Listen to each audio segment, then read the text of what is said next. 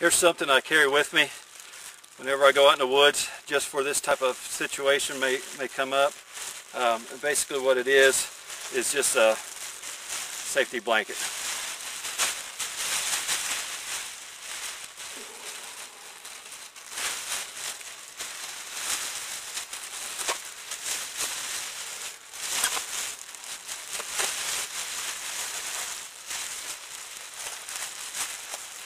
So I can go ahead and wrap myself up in this safety blanket, and that might buy me a little extra time. In fact, I can feel a little bit of the warmth already just by doing that, blocking the air from blowing over the top of me.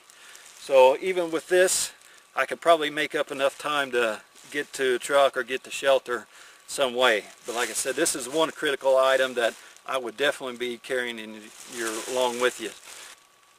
The amount of time that you have to do self-aid to yourself kind of depends on several different things.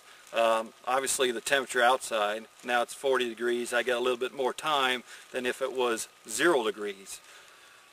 It's been several minutes, so I can really tell that I'm starting to lose a little bit of coordination. So if my life depended on me building a fire, you don't have a whole lot of time to get your stuff together, especially in a situation like here where it's raining.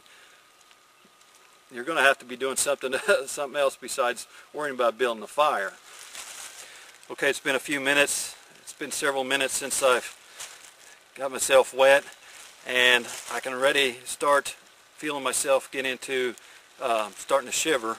So that's one of the early symptoms of hypothermia, is shivering. And once you get into an uncontrollable state of shivering, you're pretty well getting to the point where you can't provide safe self-aid to yourself.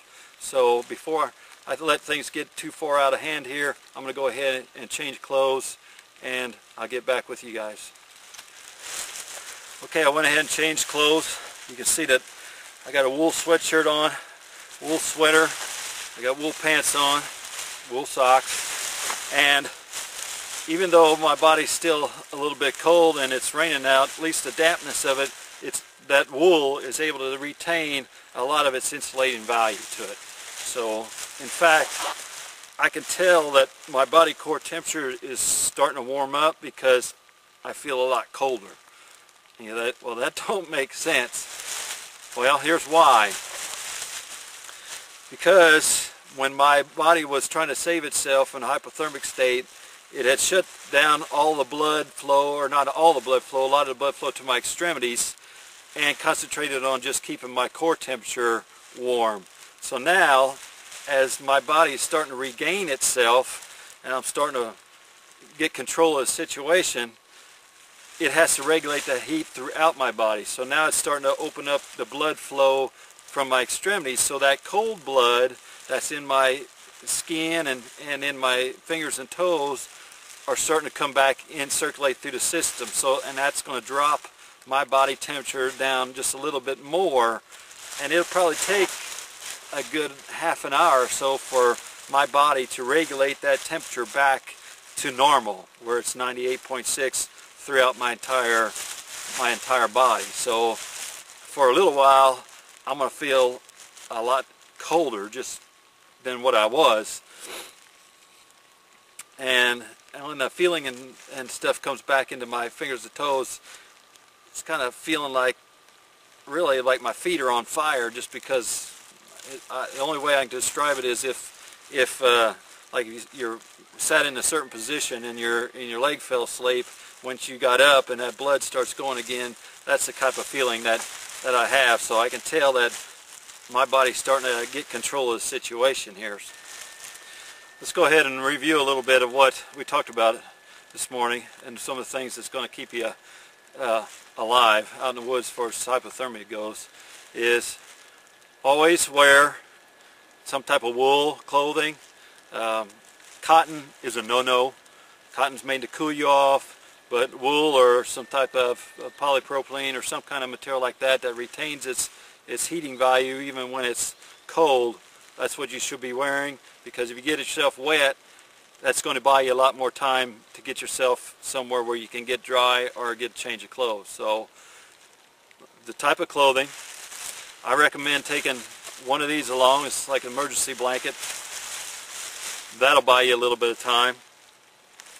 Once you get into a situation where, let's say you think it's too life-threatening for you to go back to the truck or to seek a shelter, you may have to build you a fire and heat up some water. So have some kind of container along, a metal container where you can actually warm up something, have something warm to drink inside you, or carry a thermos. A lot of times I carry a thermos.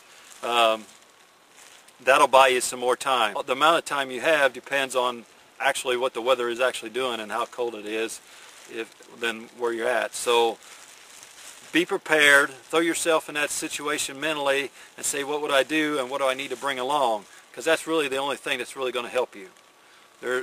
Most times when if you get to the point where you're shivering uncontrollably and you don't have much coordination, it's not going to be long before you cannot provide yourself with self-aid. You're going to have to rely on some buddy aid, and hope that you have a buddy along or somebody finds you that can get to the point and get some help to you before you die. You should really understand hypothermia and how your body works and what the defense factors play, what the defense mechanisms that your body has in it to help you to survive, so you can aid that along to get yourself some help.